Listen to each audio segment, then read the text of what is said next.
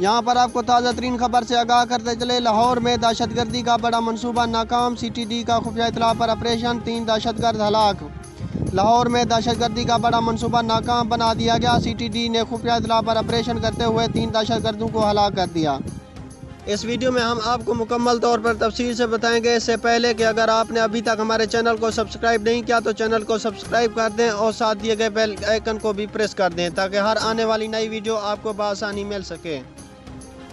तर्जमान CTD के मुताबिक दहशतगर्द फिरोजवाला में किराए के मकान में रिहाइश पजीर थे। दहशतगर्द हसाद इदारों सिक्योरिटी फोर्स पर हमले की मनसूबा बंदी कर रहे थे। दहशतगर्दों ने अहम शख्सियात को टारगेट किलिंग करना था।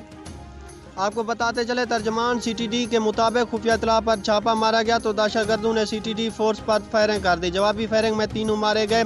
3 हलाक दहशतगर्दों का ताल्लुक अफगानिस्तान से। हमलावर से खुदकश जैकेट, 3 हैंड ग्रेनेड, 2 कलाशनकोव और दीगर बारूदी मवाद बरामद हुआ है।